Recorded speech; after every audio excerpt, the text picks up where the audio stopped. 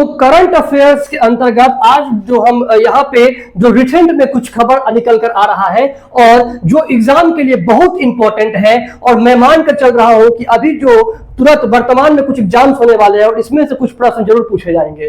तो सबसे पहले यहां मैं देख रहा हूं कि ईएलआई स्कीम, ईएलआई का पूरा मतलब क्या होता है? Employment linked incentive scheme. ये भारत सरकार के द्वारा जुलाई 2025 में इसको कैबिनेट ने स्वीकृति दे दी है ना। जो कब आया ये स्कीम? ये स्कीम है क्या और इसमें इसके अंतर्गत और क्या होने वाला है? तो 2 जुलाई 2025 कैबिनेट ने स्वीकृति दे दी और 2 लाख करोड़ का यहाँ पे फंड रखा गया है इस स्कीम के लिए। इस स्कीम में है क्या?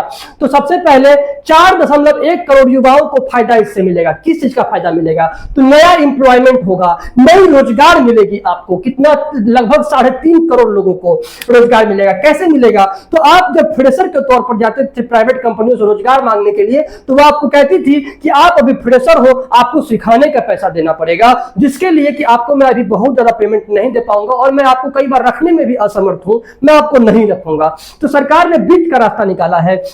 क्या रास्ता निकाला है? तो यहां पे सरकार ने बोला कि कोई बात नहीं, मैं आपको 2 लाख करोड़ रुपया का फंड देता हूं और जो युवा आएंगे आपसे रोजगार मांगने के लिए, उनको आप कुछ महीने में क्या करना? तो कुछ महीने में उनको आप प्रेफरेंस देकर रख लेना। इससे कंपनी को क्या फायदा होगा? कंपनी को फायदा यह होगा कि जैसे ही वो रोजगार 2 लोगों से ज्यादा का रोजगार अगर देगा, मिनिमम 2 लोगों को रोजगार देगा, तो उनको सरकार के द्वारा से 1 से 3 हजार के बीच में रुपया मिलेगा हर महीने। तो अब आपको जो कंपनियां हैं वो रखने में थोड़ा कम हिचकिचाइए फ्रेशर होते हुए भी, है ना।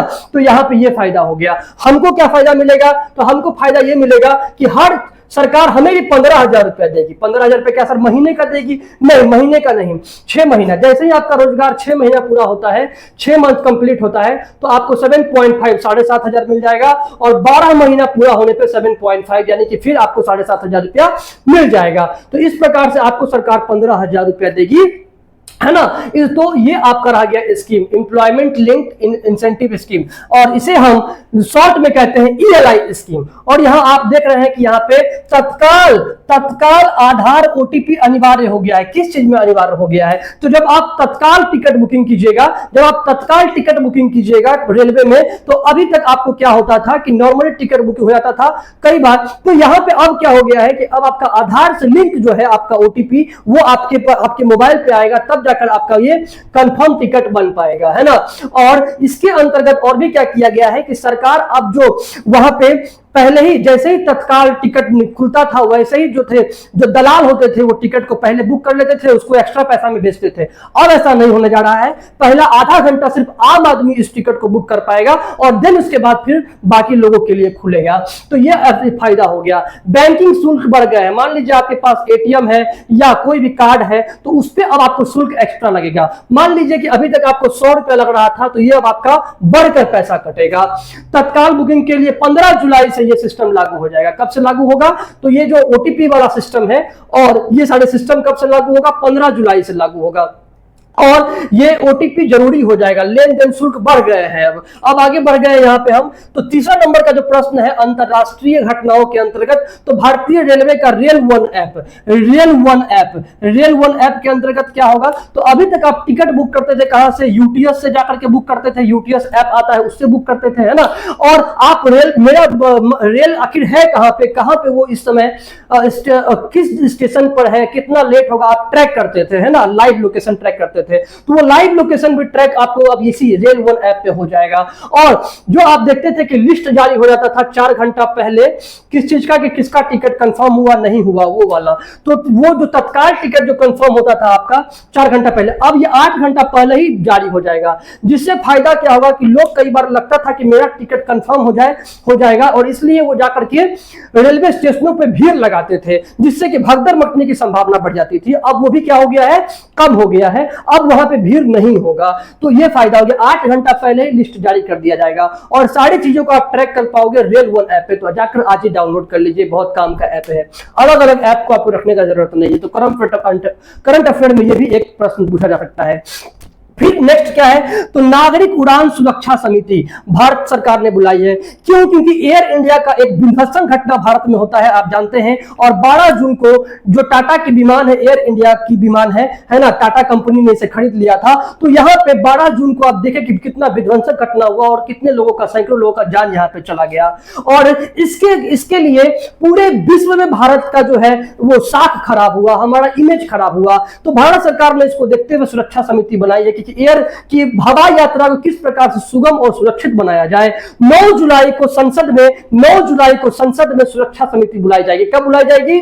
तो 9 जुलाई को संसद में। घटना कब हुआ था? तो 12 जून को हुआ था। यही प्रश्न आपसे करंट अफेयर में पूछा जा सकता है। अर्थव्यवस्था और बाजार के अंतर्गत हम बात करें तो यहां पर रुपया लगातार गिरावट पर है। 2 जुलाई की बात करें तो यूएस डॉलर के हिसाब की तुलना में 0.2% भारतीय रुपए गिर चुकी है। और अब डॉलर के हिसाब से देखा जाए तो 85.7025, यानी कि 1 रुपया के हिसाब से अगर हम देखें तो 1 डॉलर के हिसाब से अगर हम देखें, है ना, तो 1 डॉलर के हिसाब से अगर हम देखते हैं तो 85.7025 के हिसाब से अब आपका यहाँ पे डॉलर होने वाला है। तो भारतीय रुपया लगातार गिरता जा रहा है। यहाँ पे ये भी एक दुख की बात है, लेकिन करंट अफेयर में ये पूछा जा सकता है। सुरक्षा और सहायता की बात की जाए तो यहाँ पे आप देख रहे हैं कि ऑपरेशन कौन सा ऑपरेशन होता है? ऑपरेशन अभ्यास। तो ऑपरेशन अभ्यास के अंतर्गत 7 मई नागरिक रक्षा अभ्यास किया गया। यहाँ पे तो 7 मई को किया गया था। क्यों किया गया था? क्योंकि भारत में लगा ऐसा ऑपरेशन सिंदूर के तहत कि अब हम क्या करेंगे कि पीओके ले लेंगे, पाकिस्तान को अच्छा सबक सिखाएंगे। लेकिन पता नहीं कि सरकार बिना किसी कंक्लूजन पे जाते हुए इस युद्ध को बंद कर दी। आज तक मुझे भी समझ में नहीं आया कि युद्ध बंद हुआ क्यों।